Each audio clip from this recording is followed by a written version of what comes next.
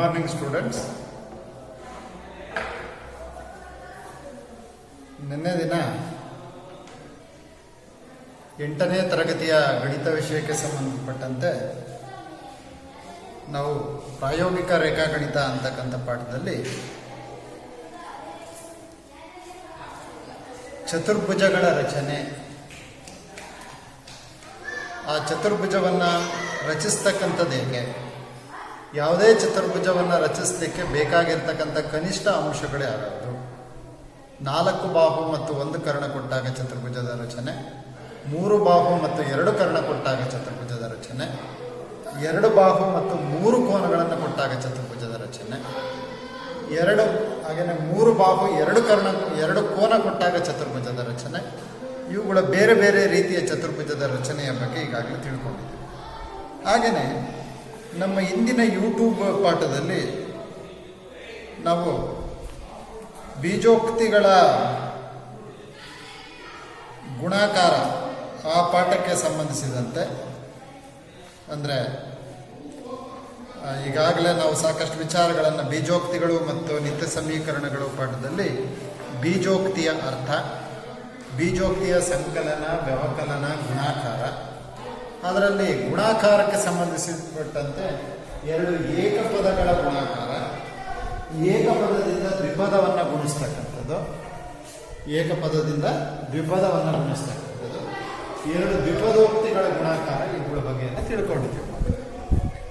ಮತ್ತೊಮ್ಮೆ ಕೆಲವು ನಿಮಿಷಗಳ ಕಾಲ ಅದನ್ನು ಪುನರಾವರ್ತನೆಯನ್ನು ಮಾಡಿಕೊಳ್ಳೋದ್ರ ಮುಖಾಂತರ ಗುಣಾಕಾರದ ಮುಂದಿನ ಹಂತಕ್ಕೆ ಹೋಗೋಣ.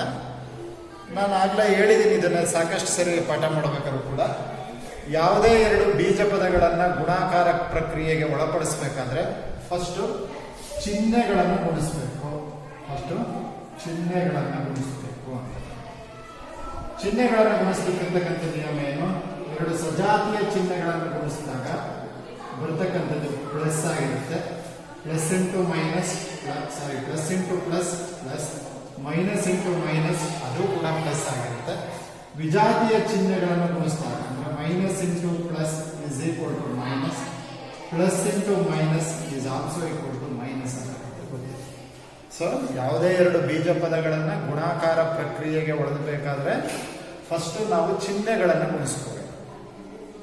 ನಂತರ ಸಂಖ್ಯಾ ಸಹಗುಣಕಗಳನ್ನು ಗುಣಿಸ್ಕೋಬೇಕು.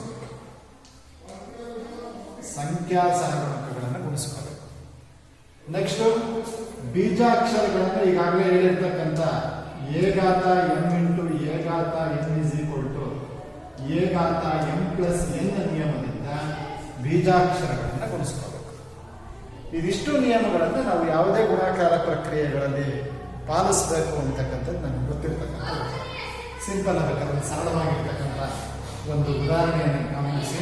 3x² into 6x³ y². ಇಲ್ಲಿ ಇವುಗಳ ಗುಣಾಕಾರ ಪ್ರಕ್ರಿಯೆ ಬಳಸಬೇಕಾದ್ರೆ ಫಸ್ಟ್ ಚಿಹ್ನೆಗಳು minus into plus minus, next ಚಿಹ್ನೆ ಆದ್ಮೇಲೆ ಸಂಖ್ಯಾ ಸಮ 3 15, next ಬೀಜಾಕ್ಷರ x² into x³ x. ಇದೇನು ಮಾಡಬೇಕು? ಘಾತ ಸೂಚಿಗಳನ್ನು ಕೂಡಬೇಕು. 2 + 3 5. y ಇಂಟು y² ಏನಿಲ್ಲ ಅಂದ್ರೆ ಘಾತ ಸೂಚಿ ಎಷ್ಟಿದೆ ಅಂತ ಅರ್ಥ? 1 + 2 3. ಸೊ ಈ ರೀತಿಯಲ್ಲಿ ನಾವು ಬೀಜಾಕ್ಷರಗಳನ್ನು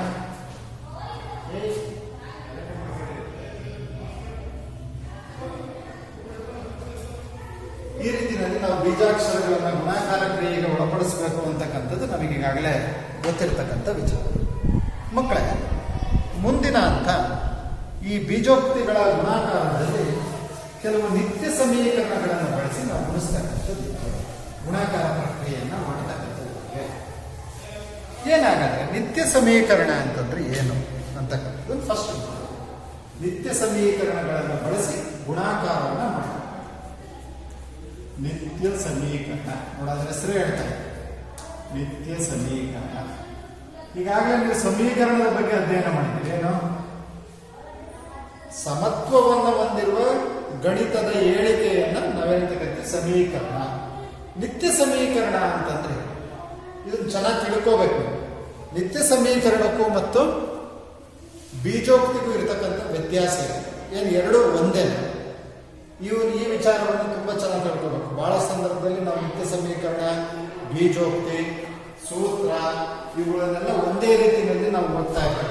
ಆದ್ರೆ ಅವೆಲ್ಲವೂ ಕೂಡ ಬೇರೆ. ಬೀಜೋಕ್ತಿ ಅಂತಂದ್ರೆ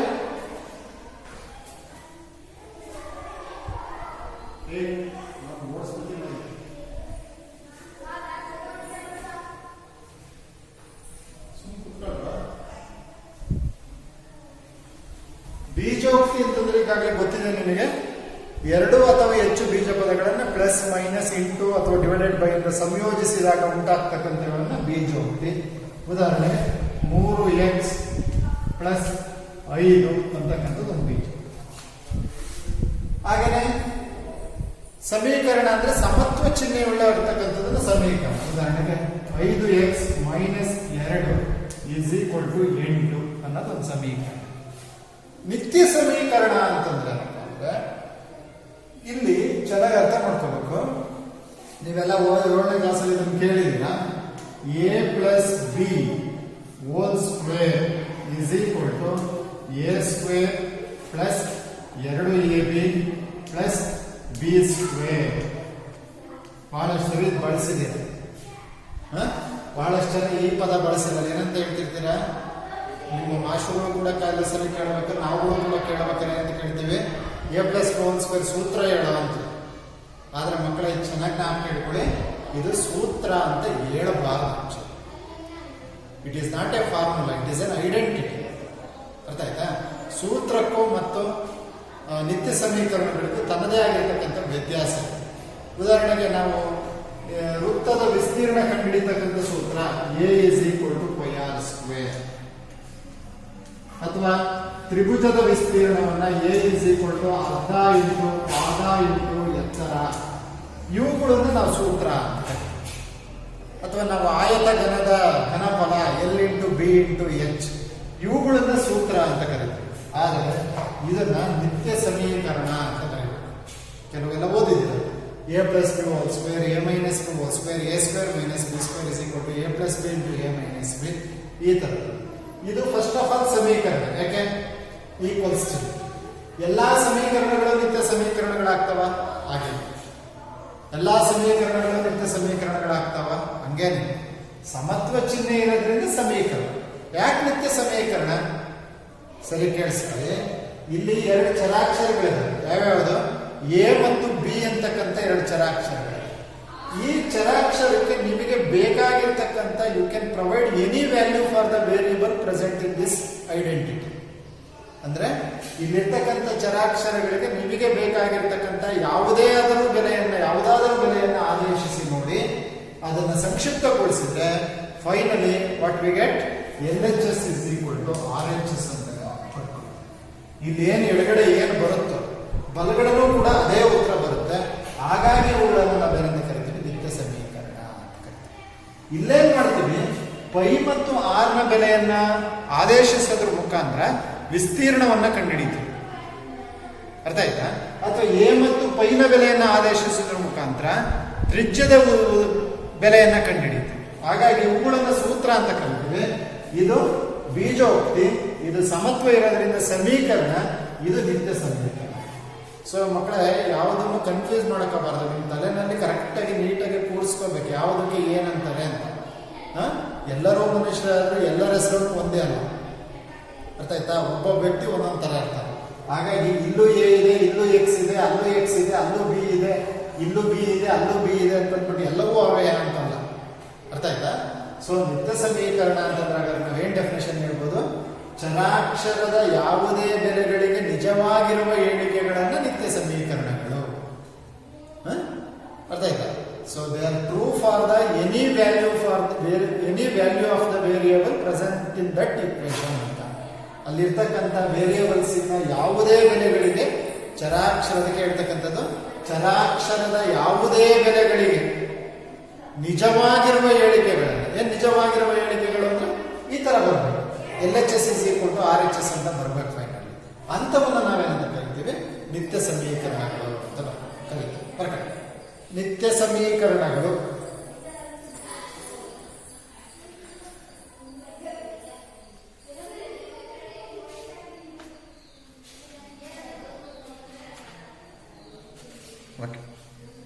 ಸೊ ಅದನ್ನು ಸ್ಟ್ಯಾಂಡರ್ಡ್ ಐಡೆಂಟಿಟೀಸ್ ಅಥವಾ ಮಾನಕ ನಿತ್ಯ ಸಮೀಕರಣಗಳು ಅಂತ ಕರೀತಾರೆ, ಅಥವಾ ನಿತ್ಯ ಸಮೀಕರಣ ಅಂದ್ರೂ ಅದೇನೆ.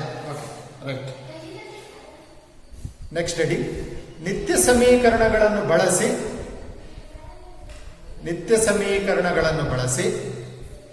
ಗುಣಾಕಾರ ಮಾಡುವುದು. ನಿತ್ಯ ಸಮೀಕರಣಗಳನ್ನು ಬಳಸಿ ಗುಣಾಕಾರ ಮಾಡುವುದು. Next side ready. ಅದರಲ್ಲಿ ನಿತ್ಯ ಸಮೀಕರಣಗಳು ರೈಟ್. ಸಮೀಕರಣದಲ್ಲಿನ, ಅದಕ್ಕೆ ಡೆಫಿನಿಷನ್ ಮಾಡ್ಕೊಳ್ಳಿ. ಸಮೀಕರಣದಲ್ಲಿನ ಚರಾಕ್ಷರದ ಯಾವುದೇ ಬೆಲೆಗಳಿಗೆ ನಿಜವಾಗಿರುವ ಹೇಳಿಕೆಗಳನ್ನು ನಿತ್ಯ ಸಮೀಕರಣಗಳು ಎನ್ನುವರು.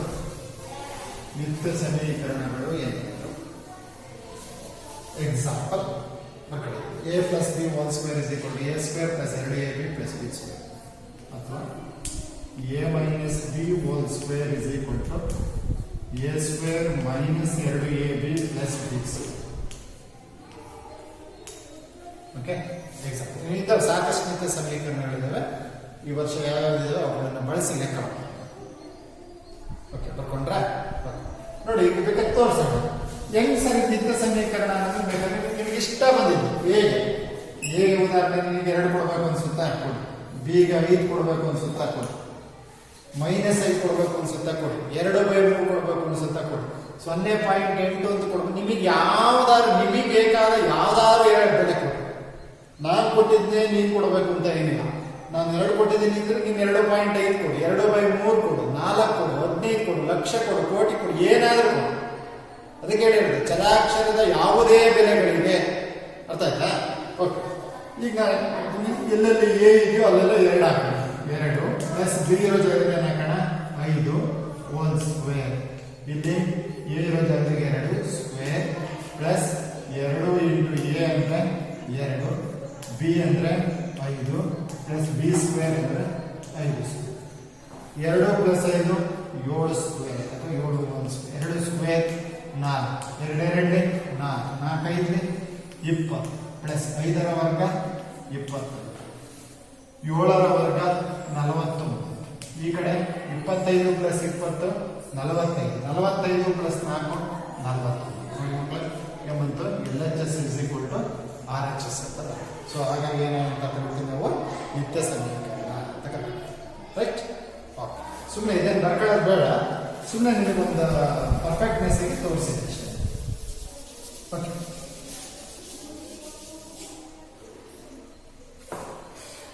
Next a plus b whole square. Next ಹೇಳಿ,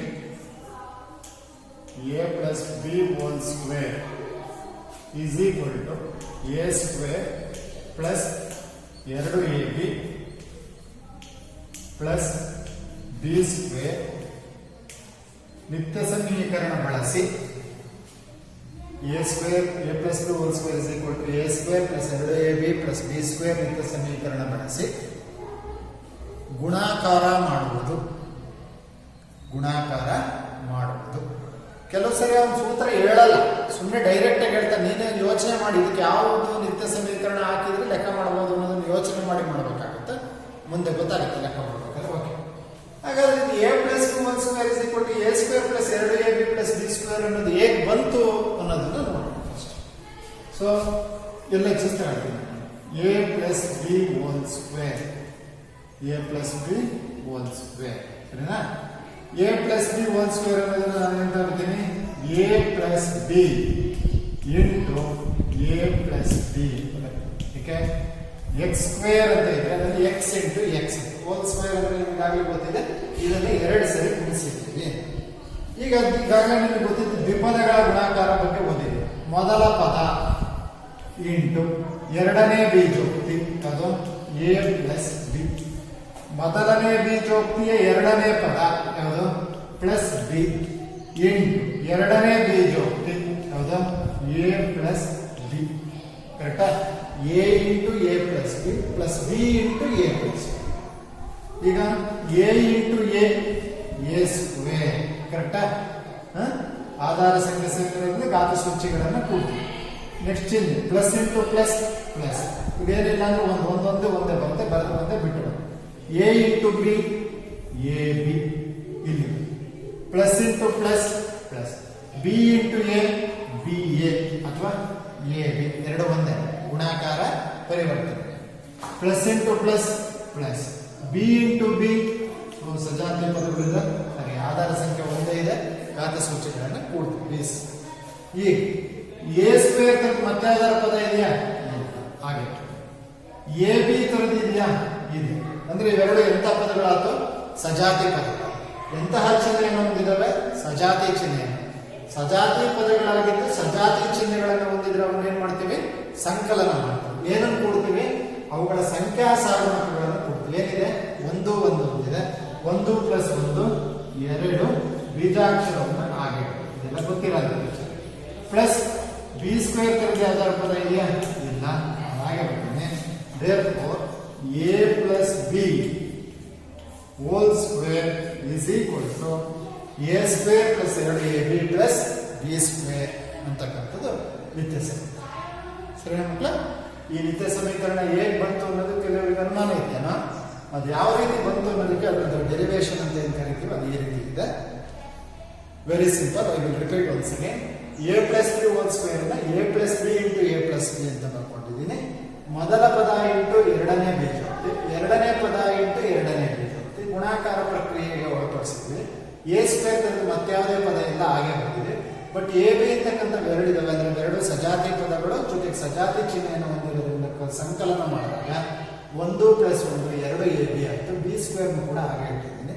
ಸೊ ದೇರ್ಫೋರ್ ಮತ್ತೇನು ಮಾಡ್ಲಿಕ್ಕೆ ಆಗೋದಿಲ್ಲ. a plus b whole square is equal to a square plus 2ab plus b square ಅನ್ನೋದು ಒಂದು ನಿತ್ಯ ಸಮೀಕರಣ. ರೈಟ್. ಬಟ್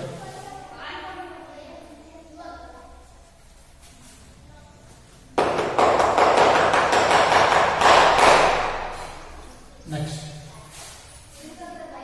ಆಯ್ತಾ ಬರ್ಕೊಂಡು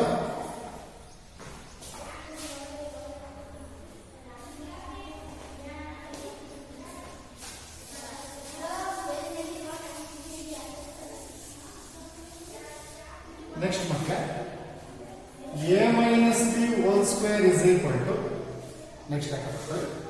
next heading a minus b whole square is equal to a square minus 2ab plus b square ನಿತ್ಯ ಸಮೀಕರಣ.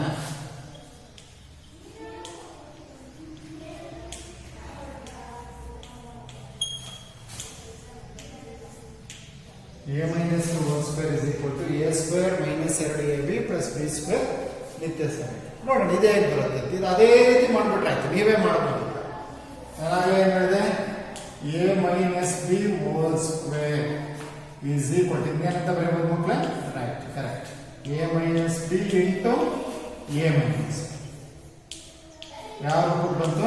ಎರಡು ದ್ವಿಪದಗಳ ಗುಣಾಂಕ. ಮೊದಲ ಪದ ಮೊದಲನೇ ಬೀಜೋಕ್ತಿಯ ಮೊದಲನೇ ಪದ a ಇಂಟು ಎರಡನೇ ಬೀಜೋಕ್ತಿ a minus b. ಮೊದಲ ಬೀಜೋಕ್ತಿಯ ಎರಡನೇ ಪದ ಚಿಹ್ನೆ ಸಮೇತ ಬರೀಬೇಕು. ಮೈನಸ್ ಬಿ ಇಂಟು ಎರಡನೇ ಬೀಜೋಕ್ತಿ a minus b. So plus into plus plus a into a square plus into minus minus a into b a b minus into plus minus a into b a b minus into minus plus b into b b square. ಕರೆಕ್ಟಾ? Yes it is. ಈಗ a square ತರದ್ದು ಯಾವುದೂ ಪದ ಇಲ್ಲ, ಹಾಗೆ ಬರ್ತೀನಿ. A B ಎರಡು ಇದೆ, ಎರಡು ಇಂಥ ಚಿಹ್ನೆಯನ್ನು ಹೊಂದಿದ್ದಾವೆ, ಸಜಾತಿ ಚಿಹ್ನೆಯನ್ನು ಹೊಂದಿದ್ದಾವೆ. ಏನ್ ಮಾಡಬೇಕು? ಕೂಡಬೇಕು. 1 + 1 2 ಕೂಡಿದಾಗ ಅದೇ ಚಿಹ್ನೆ, ಬೀಜಾಕ್ಷರನ್ನು ಕೂಡ ಹಾಗೆ ಇಡಬೇಕು. ಪ್ಲಸ್ ಬಿ ಸ್ಕ್ವೇರ್ ಹಾಗೆ ಇಡ್ತೀನಿ. therefore a minus b whole square is equal to a square minus 2ab plus b square. a minus b whole square is equal to a square minus 2ab plus b square ಅಂತದ್ದು. ಕರೆಕ್ಟಾ? ಬರ್ಕೊ ಗಣಿತದಲ್ಲಿ ಎಲ್ಲದಕ್ಕೂ ಕೂಡ ಕಾರಣ ಇರುತ್ತೆ, ಯಾವುದೂ ಕೂಡ ಸುಮ್ಮನೆ ಹಾಗೆ ಬಂದಿರೋದಿಲ್ಲ.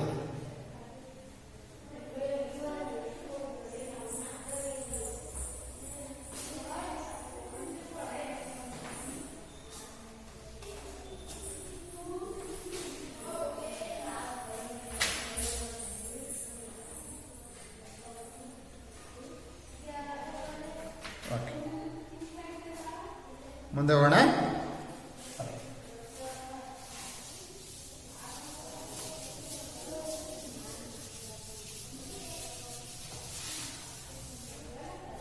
ನೆಕ್ಸ್ಟ್ ಮಕ್ಕಳೇ, a plus b into a minus b is equal to a square minus b square ನಿತ್ಯ ಸಮೀಕರಣ. a plus b into a minus b is equal to a square minus b square ನಿತ್ಯ ಸಮೀಕರಣ. Very simple. ಇಲ್ಲೂ ಎಲ್ಲ chess ಮಾಡ್ಕೊಳ್ಳಿ. a plus b into a minus b is equal to ತ್ರಿಪದಗಳ ಗುಣಾಕಾರ a into a minus b plus b into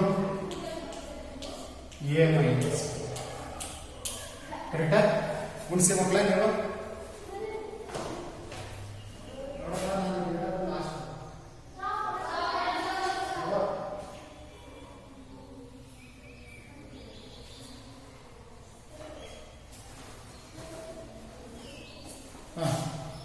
a into a square plus into minus minus a into b ab plus into plus plus b into a ba ಅಥವಾ a plus into minus minus b into b b square. a square ತರ ಯಾವ್ದಾದ್ರು ಪದ ಇದೆಯಾ? ಇಲ್ಲ. ಇಲ್ಲೇನಿದೆ? a b ಸಜಾತಿ ಪದಗಳು. ಚಿಹ್ನೆ ನೋಡಿ, ಒಂದು ಪ್ಲಸ್ ಇದೆ, ಒಂದು ಸಜಾತಿ ಬೀಜ ಪದಗಳಾಗಿದ್ದು ವಿಜಾತಿ ಚಿಹ್ನೆಯನ್ನು ಹೊಂದಿದ್ರೆ ಅವನ್ನೇನ್ ಮಾಡಬೇಕು? ವ್ಯವಕಲನ ಕ್ರಿಯೆಗೆ ಹೊಡೆದು. ಅಂದ್ರೆ ಈಗ ಒಂದರಲ್ಲಿ ಒಂದು, ಅದು 1 ಮೈನಸ್ 1 0 ಬರ್ತದೆ. ಇದೆರಡು ಏನಾಯ್ತು? ಕ್ಯಾನ್ಸಲ್. ಉಳಿದಿದ್ದೇನು? Minus B square. therefore a plus b into a minus b is equal to a square minus b square ಅಂತಕ್ಕಂಥ ನಿತ್ಯ ಸಮೀಕರಣ. ಸೊ 3 ನಿತ್ಯ ಸಮೀಕರಣಗಳಾಯ್ತು. ನನಗನ್ಸುತ್ತೆ ಇದು 7ನೇ ಕ್ಲಾಸಲ್ಲೂ ಇತ್ತು ಅಂತ. ಆದರೆ ಅದು ಯಾವ ರೀತಿ ಬಂತು ಅನ್ನೋದು ನಿಮಗೆ ಜ್ಞಾಪಕ ಇರುತ್ತೆ, ಅದು ತೋರಿಸಿರ್ತಾರೆ ಅಂದ್ರೆ ನಿಮಗೆ ಇನ್ನೊಂದ್ಸರಿ ಅದು ಗೊತ್ತಾಗಲಿ ಅಂತ.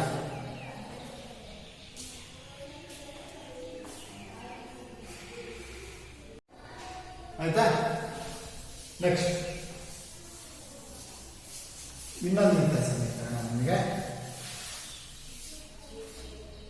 ಎಕ್ಸ್ ಪ್ಲಸ್ ಎ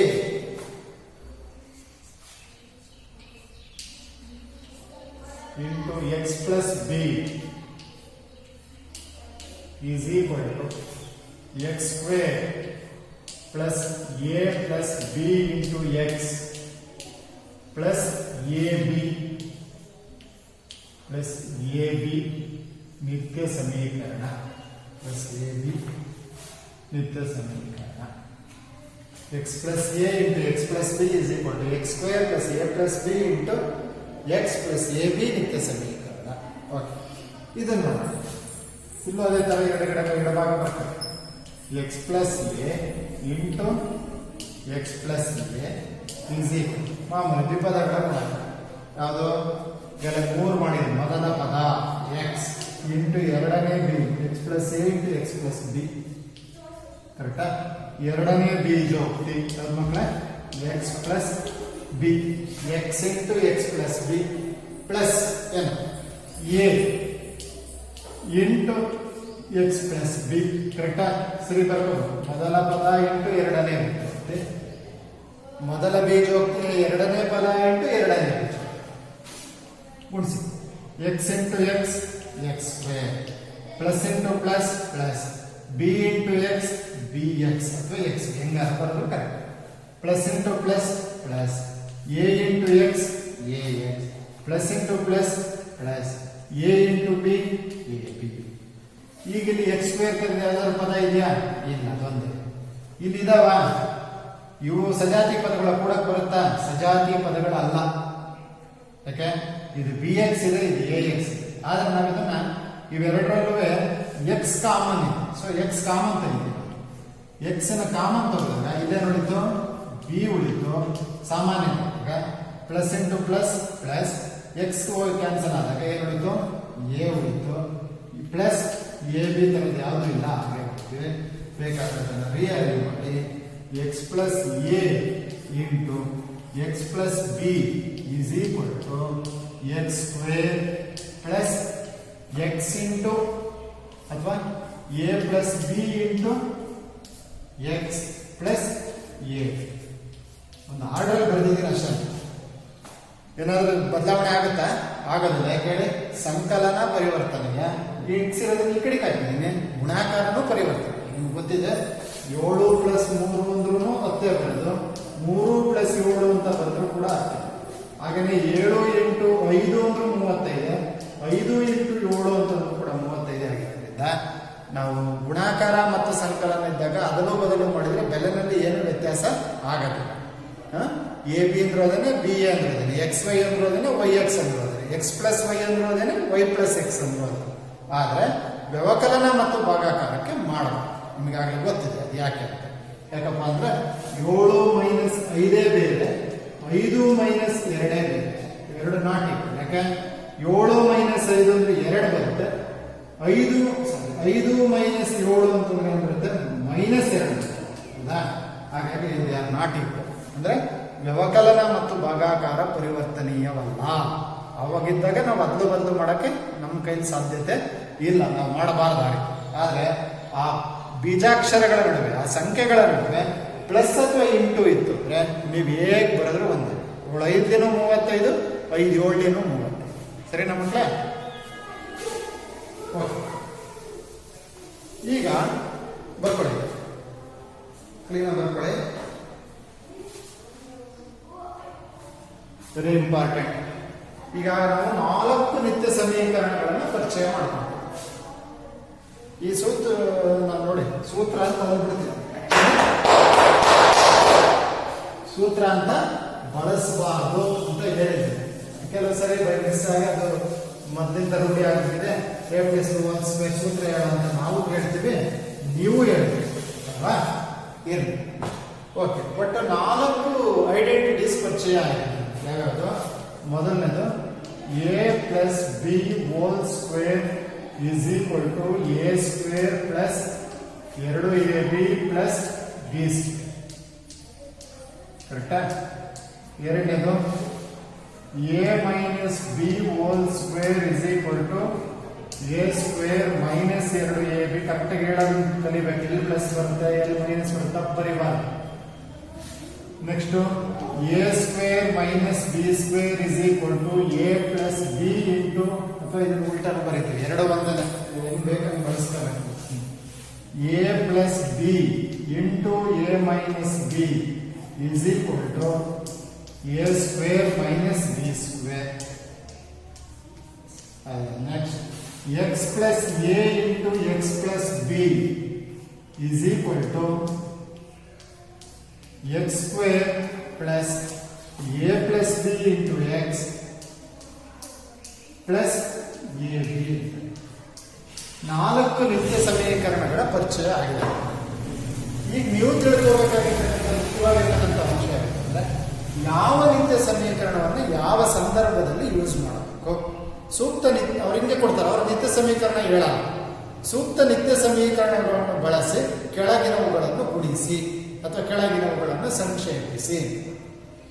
ಮಕ್ಕಳು ಇದನ್ನು ಯಾವಾಗ ಬಳಸಬೇಕು ಅಂದ್ರೆ ಎರಡು ದ್ವಿಪದ ಇರಬೇಕು, ಅವುಗಳ ಮಧ್ಯೆ ಪ್ಲಸ್ ಇರಬೇಕು, ಹೋಲ್ ಸ್ಕ್ವೇರ್ ಇದ್ದಾಗ ಆಗ ಈ ಸೂತ್ರ ಬಳಸಬೇಕು. ಉದಾಹರಣೆಗೆ 5x ಪ್ಲಸ್ 7 ಹೋಲ್ ಸ್ಕ್ವೇರ್ ನ ಬೆಲೆ ಕಂಡುಹಿಡಿಯಿರಿ ಅಂತ ಹೇಳಿದಾಗ ಮೊದಲನೇ ಎರಡು ದ್ವಿಪದಗಳ ಮಧ್ಯೆ ಪ್ಲಸ್ ಇದ್ದು ಹೋಲ್ ಸ್ಕ್ವೇರ್ ಇದ್ರೆ ಮೊದಲನೇ ನಿತ್ಯ ಸಮೀಕರಣ.